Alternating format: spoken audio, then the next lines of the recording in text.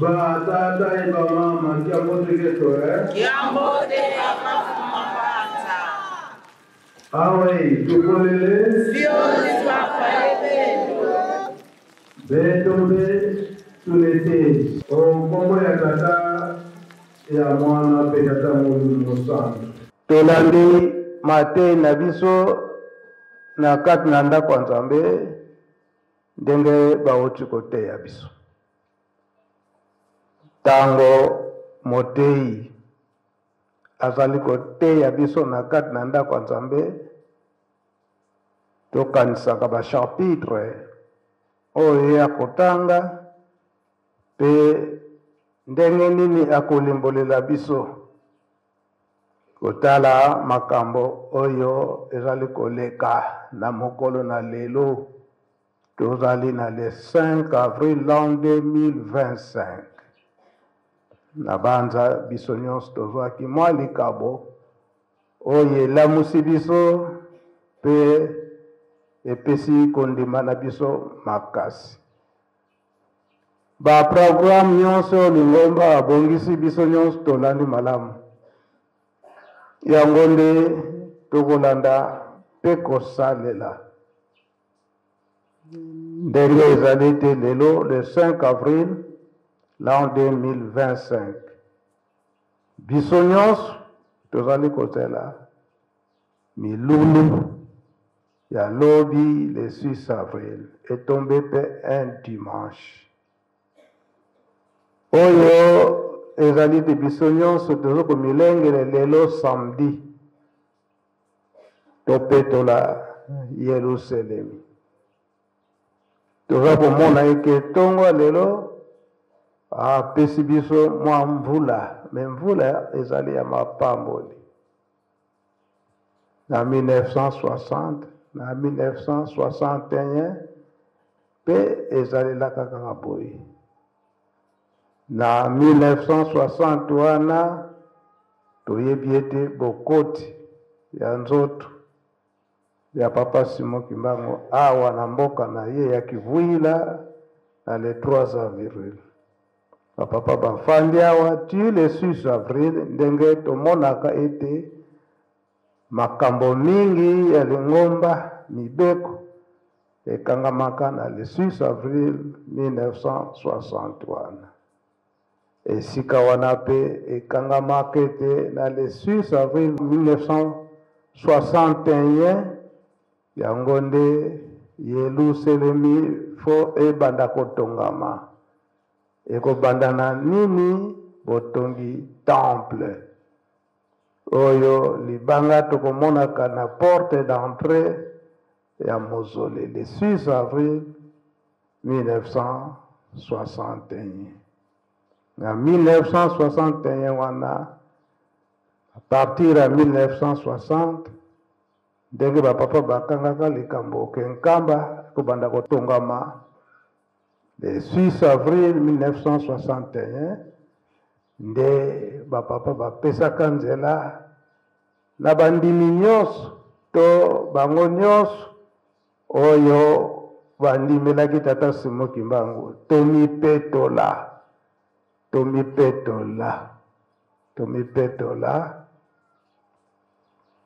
po ete na le 6 avril 1961 tozala petwa te libanga ekotiama pe ebandeli ya kotonga Yerusalemi kasi soki esalamaki ndenge wana te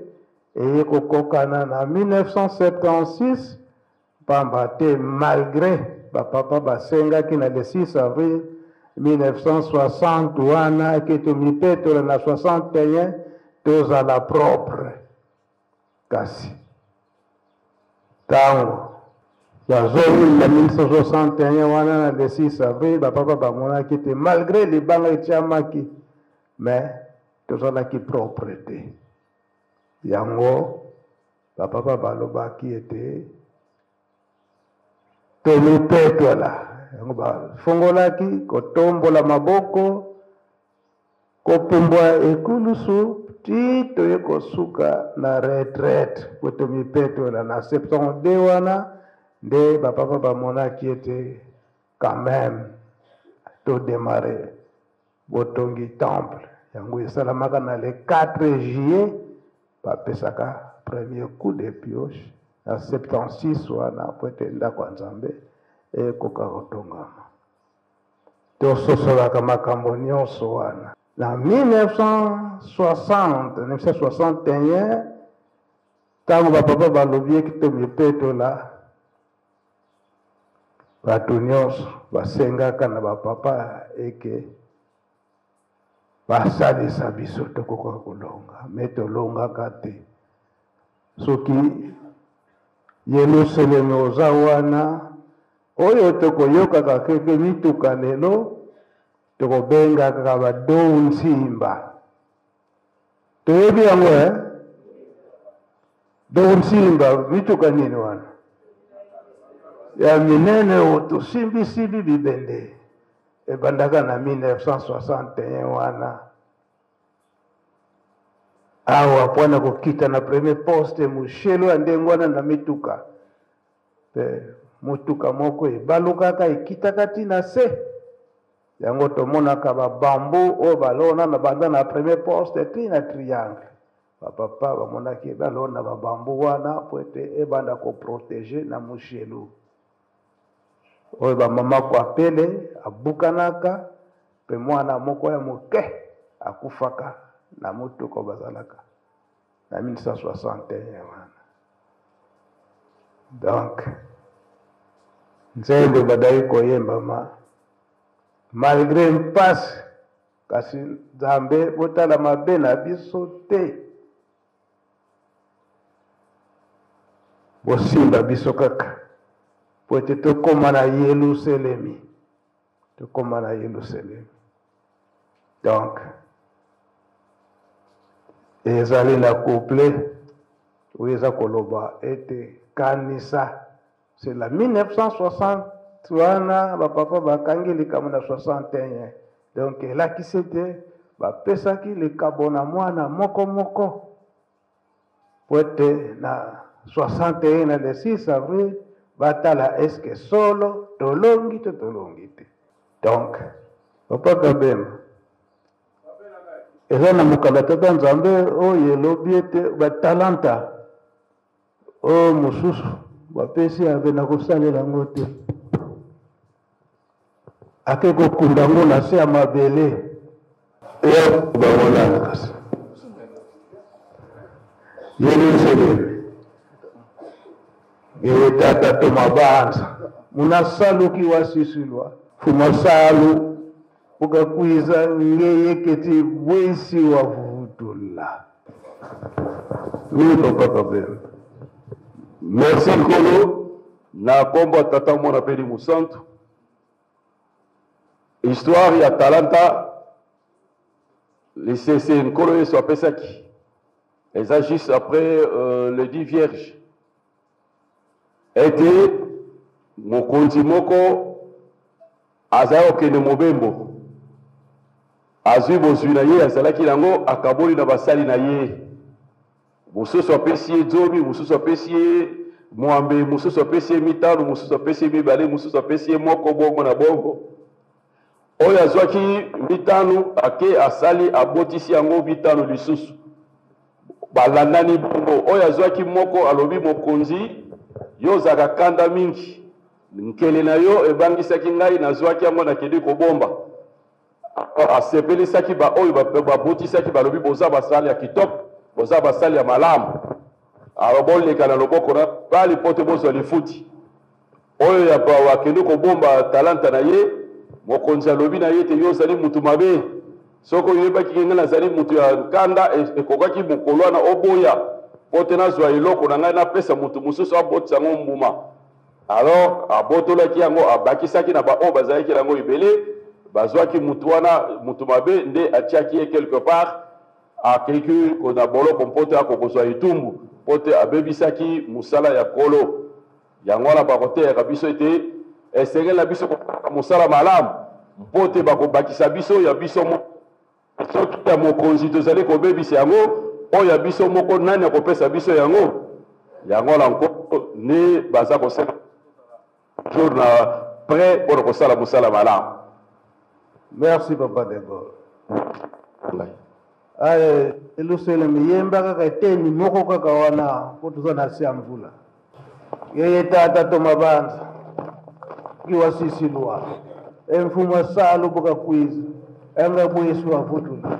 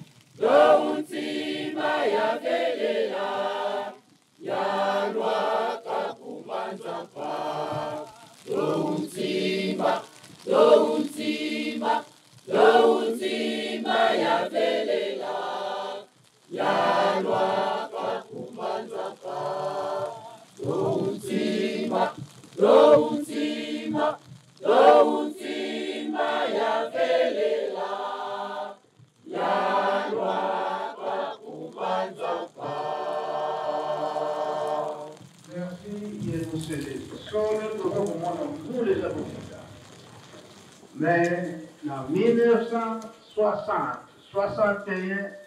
les années débrouillées. Le 5 avril, wana misala nyonso eza kosala menase ya mvula ndenge toza komona boye. Yango batata na bamama, papa Mfuma Longo, papa Simuki Mbangu Kiangani alobi ete tozongeli na zero. Domaye o mazalaka na tango wana yango nde ezali kozongela biso. Wete to sosola likambo wana koloba ete alimisi biso na masumu nyonso tosali tozongeli ya zero. Eza boye te yango mpe eza komonana se ya mvula tozokolela abapaya bakoya ndenge nini. Mais en 1960-61, ezalaki nde wana première pierre. Donc ndenge toyoki na nzembo to mati na mituka tango wana babiso ezalaka te bamituka ya minene kaka oyo bazokouta Equateur na Kasai na Grand Bandundu bisika nyonso na mituka ya minene kaka osimba likolo wana tokoma na Yerusalemi na esika wana tososana ndenge toyoki baprogramme nyonso jeteki malamu basenete na biso tobongisaka na yango malamu tosala te eke tosala théâtre po ete bato baseka tosala théâtre na biso ndenge nini likambo ezalelaka ntango wana po soki tozali kotia bacommentaire toza kodeforme histoire eza boye te donc fo toyekola malamu biso bakonzi ya jeteki ya kala totika bana teke babanda kosala badeformation surtout l'histoire oyo etali tata Simuki Mbangu po soki te deforme yango eza malamu te biso nyonso tata Simuki Mbangu Kiangani se amisi biso azongisi biso na zero pe ye alobi fini la récréation. Donc pendant le 26 août l'an 2001 abandi officiellement musala na ye ti aye kokoma Le 6 avril, l'an 2021, il y a lobby, fini la récréation. Tu as dit que à zéro.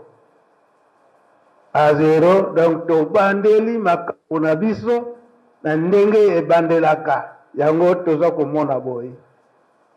Ba mvula na biso, ba moi na biso, toza kosala misala. Peut-être ko mapamboli,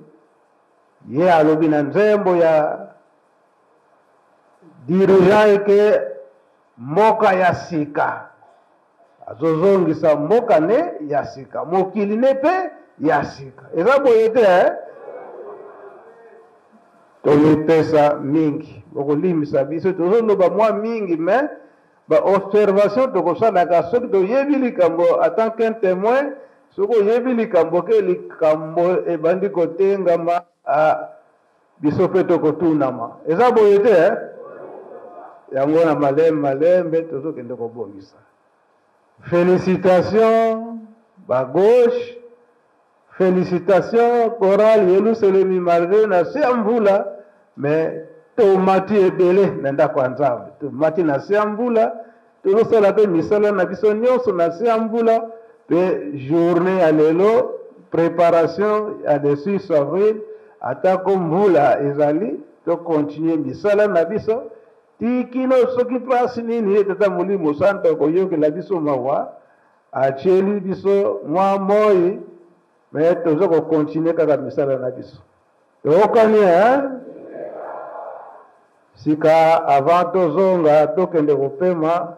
malgré na so ya mvula mais 3000 francs na biso ekozanga te bongo de tosilisi botongwa lelo okombwa tata mwana pe tata mulimo santo. Amen.